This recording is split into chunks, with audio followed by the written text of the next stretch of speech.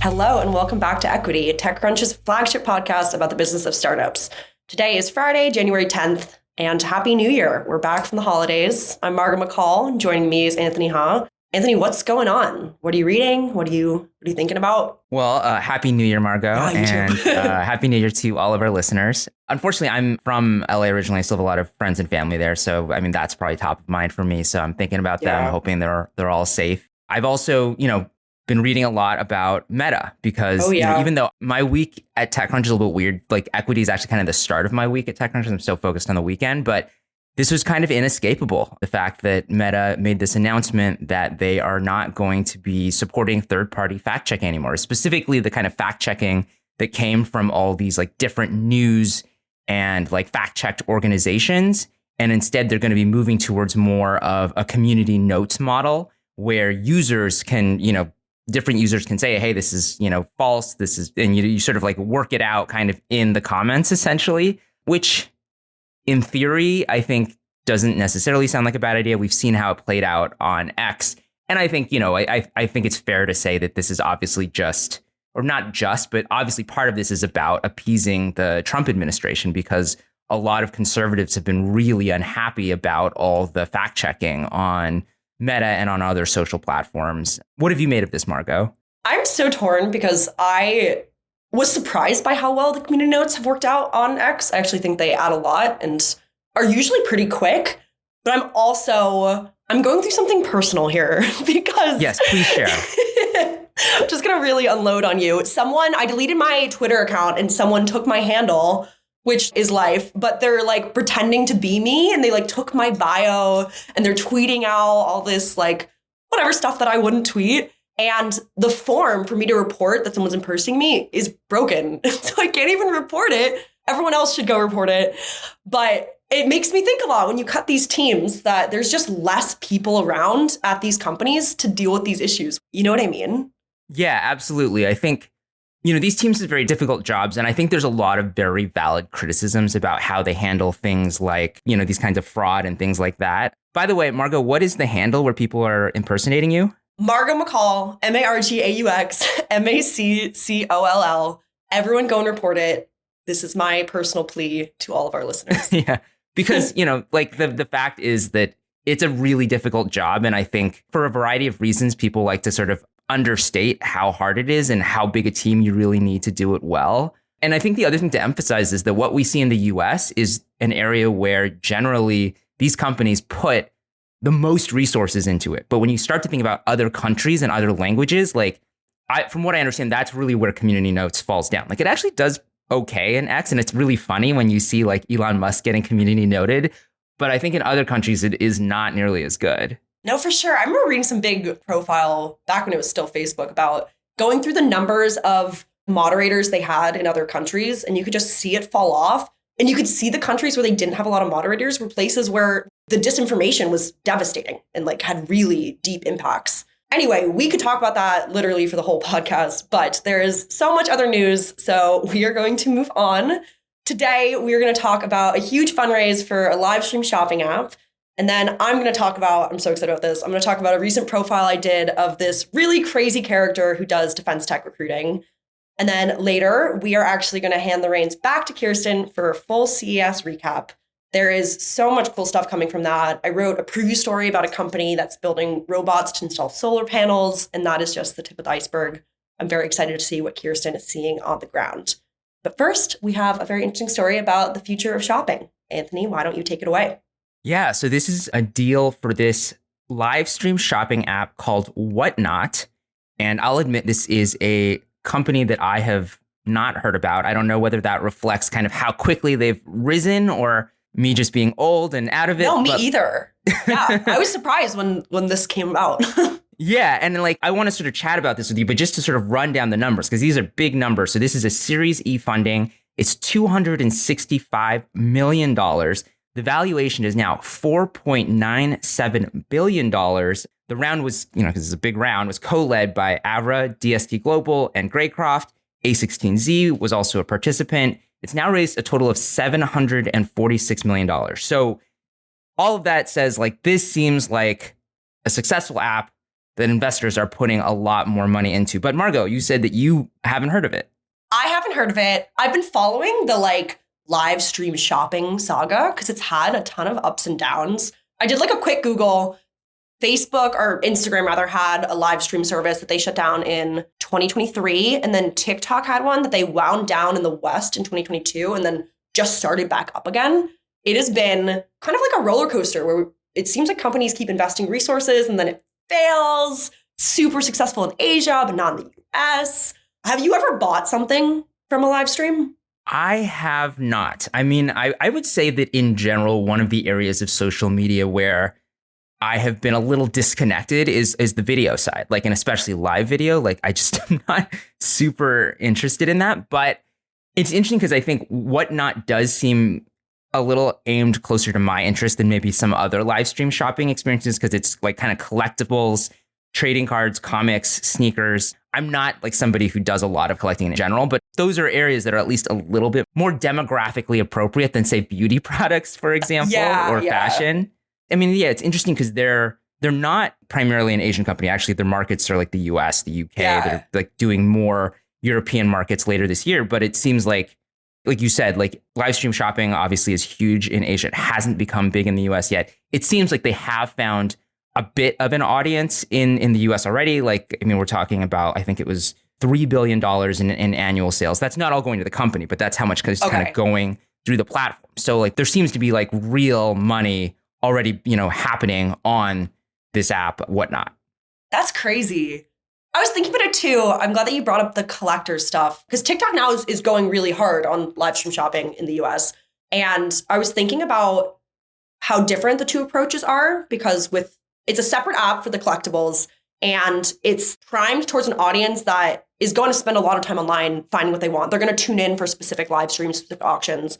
Whereas TikTok, I actually have found myself, I haven't bought anything, but I found myself watching some shopping live streams because they integrate it like into the feed. I'll be scrolling and it's almost like ASMR. Like they'll do ones where it's just these random women scooping crystals into bags and then you can buy the bags. But it's so aesthetic. And yeah, it's really, I find myself watching it, which is so interesting, but it's not going to be, I don't think, high value items like this app. Yeah, my sense is that, I mean, all of these companies, right? I mean, both the platform itself and then the creators who sell is that they are like partly that you have to be a good content creator. You can't just be like a storefront, but then also you have to facilitate these kinds of sales. It's like this interesting intersection, which again, I bet there are people, especially in Asia, who have totally figured this out. My sense is that in Whatnot's case, part of what they also emphasize from a product perspective is like a lot of features that are really about getting you to feel like, oh, I need to bid right now. I have to buy this because if I don't, this could get snapped up by someone else. Kind of fell victim to online auctions the other week. I found a website that was doing like estate sale auctions and I bought a bunch of loose rubies for like $50 because I thought it sounded cool. It ended up charging me like $200 for like fees, which I like did not realize my husband was so bad. But part of the appeal for me that I kept being like, no, husband, it's fine, was they had so many like certification things that were done by the platform and that it felt very safe. And I wonder if that's part of the appeal of having a collectible live stream is that they're verifying these things. I wonder if that's part of the fundraise, part of what they're using money for. Yeah, you'd think that that's something that has to be like pretty secure, or like if you feel like you might just get a total knockoff. Yeah. The whole thing kind of doesn't work. And I think in general, these kinds of platforms, they don't necessarily do a lot of verification themselves, but they have these kinds of like reputation systems. So if you start ripping people off, you're very quickly going to get kicked off. I don't think, at least from the coverage that I've read, that it hasn't gone into a lot of detail about how Whatnot handles it, but that's got to be like a big issue for them. Yeah, because I realized too with the website, another personal plea, if anyone wants to buy 50 loose rubies for $200, like please take them. But but don't send the request to Margaux's old ex account. Don't send it to my Twitter. Yeah. Okay, well, we're putting a lot of like requests from Margaux into the air. It sounds like you had a rough time on the internet recently. I do want to talk about like an experience that does sound pretty entertaining, which is this incredible profile that you wrote of Peterson Conway. Although actually, here's where I want to start the discussion, which is, can you say Peterson Conway's full name? Peterson Conway the 8th. There are 8 Peterson Conways. I talked to his dad, the 7th. He is the biggest character. I want to go back a little bit to like set the stage just for why I pursued this profile, because it was a lot of resources, a lot of time that I took for this. And basically, anyone who listens to this podcast knows that I'm pretty obsessed with this defense tech boom. They've raised, as of I think November, defense tech startups had raised like $3 billion. So they might have reached $3 billion by the end of the year. We'll see. And I always was really fascinated by the fact that it's these young, brash founders that are getting money from Andreessen Horowitz, AVC, but to sell to the government, to sell weapons or nuclear power or any sort of government adjacent thing to the government, you need an adult in that room. Like you need someone that spent 2 decades on the Hill or has served and really climbed the ranks of the military. And how do these like really young people, like MIT dropouts, geniuses, convince these guys to take this huge risk? And for me, the answer I found at the end of that question was Peterson Conway the 8th. He's a huge character. He did a ton of Palantir recruiting back in the earlier days. And since then has done still recruiting for Palantir, but also working with 8VC startups and with Kevin Hart's new firm, A-Star Startups. Works with a ton of defense, hard tech, nuclear energy, all that stuff. And he wears a cowboy hat. He flies in this little plane he brought me up in. He has a huge compound in Carmel where there's like giant animal stuffed heads from his godfather's hunting trips in Africa. Huge character and very symbolic of the industry as a whole, I think. Right. I mean, well, first, actually, tell me about this plane ride. What was that like? So fascinating. This didn't make it in the story, but I think it's a fun detail, was he sent me the address to this diner that was like part of this San Carlos airport, I believe. And I show up to the diner and I'm like waiting for him. And the people behind me are talking about, like Alex and Palmer. And they're clearly talking about Alex Karp and Palmer Luckey.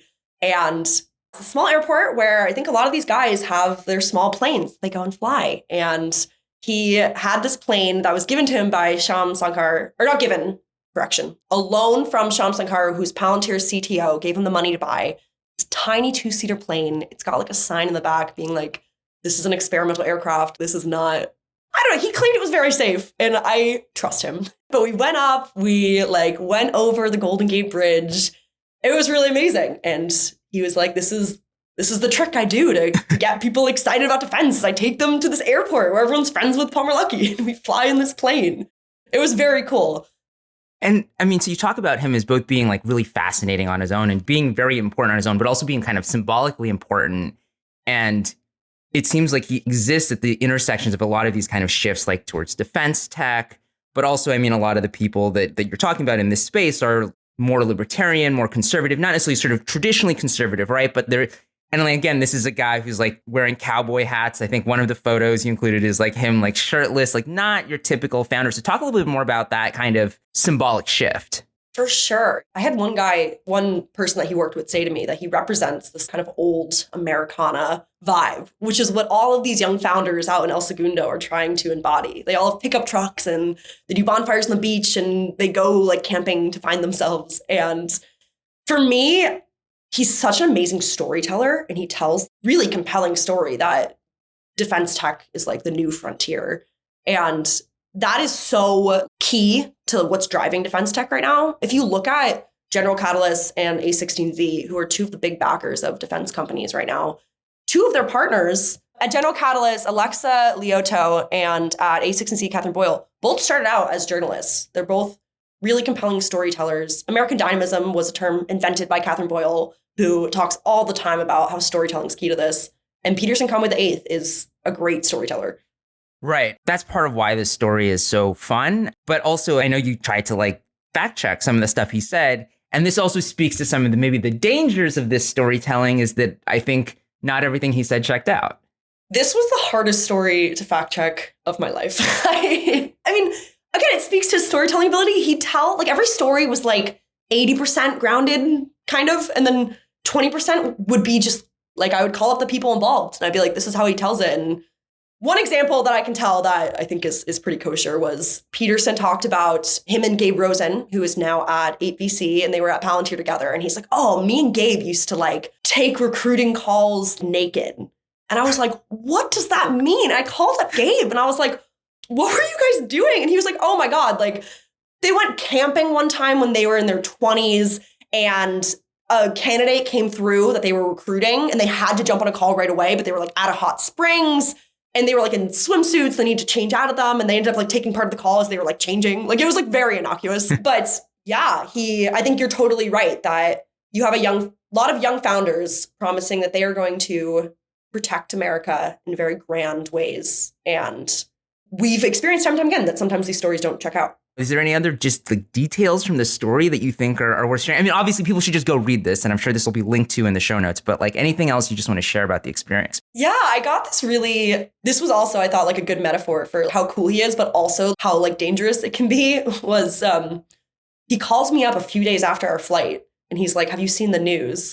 And I'm like, what do you mean? And he had to land the plane on like a highway in California because I know. I was like, Peterson. My producer sending a message. She's like, oh, that was him. It was all over the news. And Wild. The story was that he like checked the fuel meter. He thought that they refilled him and there wasn't a lot of light and he didn't take out like his flashlight to check the fuel meter. And he ended up having to do this crazy forced landing because he ran out of gas. But in typical Peterson style, there's a video from like ABC News where he's kind of holding a press conference on like the side of the highway. He's telling them how he did it. Like it was a pretty amazing landing. He took this moment that was very scary and life-threatening and no one got hurt. And he immediately made it this like epic tale. He's such a character. And next time you see like a 21-year-old founder in defense who's recruited the head of the DoD, like you can bet that Peterson took that guy on his plane. That's wild. Well, we've covered so many different things, but our listeners may be wondering, like, why have we not mentioned CES yet? And that is because Kirsten and Max are actually on the ground in Las Vegas. So after the break, they're going to be recapping everything CES. Max Zeff and I are at CES 2025. And, you know, I have a love-hate relationship with CES. But I'm very excited this year because it's Max's first CES. And I don't want to embarrass you, but Max, how has that experience been so far? Oh, it's been amazing to really just soak in all of the gambling, all of the cigarette smoke, all of the secondhand, shame that's coming off of Las Vegas right now, and also all the tech. I mean, it's really just, there's nothing quite like this event. I was greeted by a very interesting device when I came here, which is an AI spice dispenser. This was kind of the wildest thing I've seen so far. And it feels very CES because you kind of see it and you're like, why does this need to exist? Oh, yeah. Well, here's the thing. The thing is that you started talking about CES, you missed one important thing. It's not just the tech, it's the vaporware. It's right. The fumes of the vaporware that really get you. Yes. And so let me just break it down for people really quickly. It's from a company called Spicer, and they were demoing it at CES this year. And basically what it does is it's a tube that you hold and you press a touchscreen on top to select different spices, and then it will dispense spices out of the tube. And the whole time you're using it, you're just wondering, why couldn't I just pick up the spices with my hand and shake them onto what I'm using? And why do I need this, $100 device? And that's not a question that we have answers to right now. Okay. This is still an open question here. I want to move on to a lot of other things, but it advertised itself as an AI spice dispenser. And yes. The joke in Slack was that this was sort of the Juicero of, 2025. So is there AI involved? Okay, they do claim there's AI involved in that you can basically select how spicy you want your food to be. And then Spicer will remember how spicy you like your food. So that is the, quote unquote AI involved in this. Can you not remember how spicy you like your food is the question that I'm asking. Yeah. And I'm also very afraid of the AI hallucination piece of it, assuming that there is actually legitimate machine learning happening here in the background. On the food theme, though, by the way, you did have one demo product, the electric spoon. That was actually a really popular story. And that seems legit. That does not seem like vaporware, right? Yeah, that one is much more interesting. So that's from the Japanese beverage company Kirin. They're a popular beer maker in Japan and around the world. But they made a spoon that emits an electric current through this spoon that is supposed to make your food taste a little saltier. And it does it without actually adding any salt. So I didn't try it because there were a crowd of people trying to all put their mouth on this spoon. And I was like, I'm okay. It's my first CES.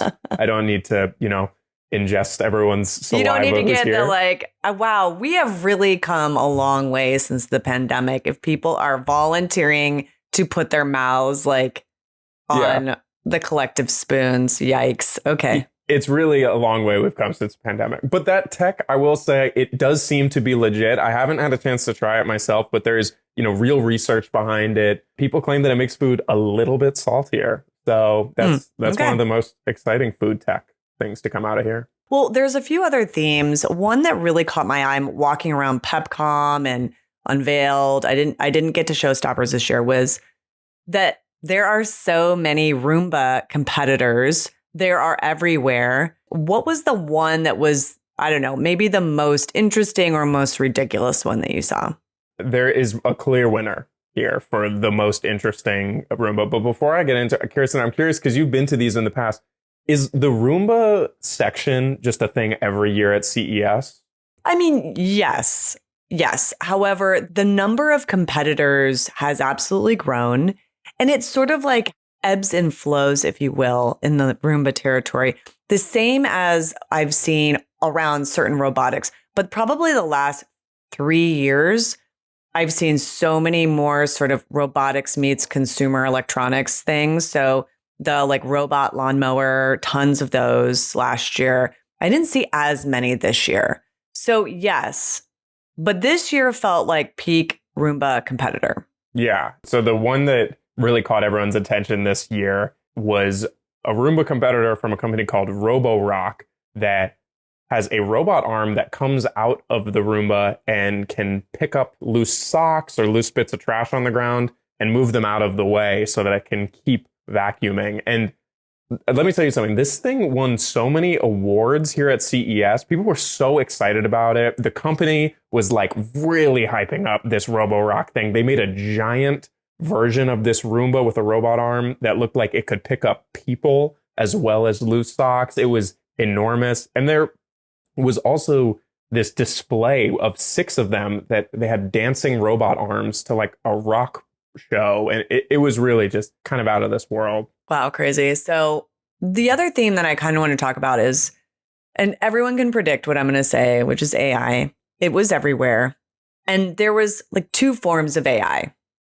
There was AI slop, which I would put, Spicer, the spice dispenser in. And one of our reporters has a great roundup piece, which you can check out in the show notes on essentially this theme of AI slop. But then there was quite a bit of credible stuff. I mean, I saw a lot on the transportation side, but by far and wide, the company that had the largest AI footprint here and announcements was Nvidia. And you were deeply embedded in Nvidia the last three days or so. And besides cornering Jensen and getting him to answer your questions, give me the 20,000 foot view of what Nvidia is doing. And does it really matter in terms of its announcements at CES? Yeah, I mean, so Nvidia has positioned itself as the hardware infrastructure for our entire AI boom right now. So the biggest, probably most impactful thing that they were showing off here were, some of their new GPUs, their new data center GPU. Jensen Huang held on stage during a keynote like a shield, kind of pretending like he was, I don't know, Captain America, Thor, just some kind of Marvel superhero-esque. And he really is treated like a superhero here. But yeah, I mean, they're releasing this hardware that they're claiming is going to vastly accelerate AI progress. One thing I want to highlight is they released this personal supercomputer called NVIDIA's Project Digit. And it's this cute little computer that's the size of, an Apple TV, and it sits on your desk. And it has this insane processing power where it can run these like cutting edge AI models locally just on your desk. Because usually you would have had to, license this out to AWS or something. But I mean, Nvidia really is doing some crazy things with their AI hardware these days, and everyone can't stop paying attention. I have a question about the digits. So first of all, when is that going to be available and who's the customer? Are these developers that are using this, or is this something that is, like the everyday consumer would end up buying? Yeah, so the Project Digit machines are going to be available in May, and they'll be around $3,000. So they're coming later this year. And so I actually asked Jensen this. He ran to the bathroom and I did kind of follow him to the bathroom door. I did not follow him into the bathroom. I want to just be clear about that. Good call. Yeah. Let's make that clear. Yeah, I just want to, for my own reputation there. But on the way out, I asked him, about Project Digit, and he told me that it's, really for AI researchers. I mean, this is not for your everyday person. I mean, this is for, people who want to be building with AI models. And it's just going to make it possible for a lot more people to be AI researchers. It's really hard to secure kind of access to the advanced computing power that can, run models like Meta's Llama 405B model, but now anyone can do it kind of running on the local hardware as long as you have $3,000. I mean, it's not nothing, but it's more accessible. Sure. But to me, what I'm interested in is the implications for startups. And, put your prediction hat on here. It is the beginning of 2025, so it's a fun activity. Do you see this potentially giving a boost or encouraging researchers to then convert into startups based on what digits can provide? Yeah, totally. I mean, I am in San Francisco. I'm pretty deep in the kind of hackathon scene here. I go to them all the time, and people love taking kind of these off-the-shelf NVIDIA GPUs and bringing them to hackathons, kind of running their own AI models on them locally. And with Project Digit, it's like basically something purpose-built for something. Like people were kind of hacking together solutions before, but now people can really have a personal supercomputer that's built for stuff like this. So I think at the very small, kind of just beginning your startup, this is going to help a lot of people get started in the AI space. I'm very interested to see, like, if we come back here next year to see if there's a big jump in the number of startups that are using Digit or if they're turning to other tools. And so I want to give you the chance to mention any other, NVIDIA competitors out there or anyone else who you felt at CES specifically had notable AI related announcements, maybe on the hardware front, but also maybe, in research or applying LLMs to some new tool. Yeah, I mean, I would say like the most evident thing that's going on right now at CES are basically smart glasses that are equipped with AI. That was something that I basically couldn't stop running into. An interesting thing is I found at least 3 different startups that had made smart glasses that run OpenAI's GPT-4o, their advanced voice mode, which is really interesting because a lot of people have been waiting for OpenAI to release their own kind of AI wearable, their own smart glasses, is what people are guessing they're building with Jony Ive. But I think that a lot of startups, rather than waiting, have just built it themselves. And there's all these kind of hacked together solutions here using OpenAI's technology. I tried one, actually. What did you think? Which one? Well, I tried the Halliday one. Oh, yeah. And you wrote about them, I believe. And I don't know about you, but I had a hard time getting my eye to line up. And so, for listeners out there, there's a small device on the inside of the eye rim of the glasses, and it sort of projects. So if you, focus and you can kind of look up, you'll see this little message board. And that one, I had to hold it, which is a little bit weird. So I would say maybe it's not quite fully baked, but interesting. Yeah.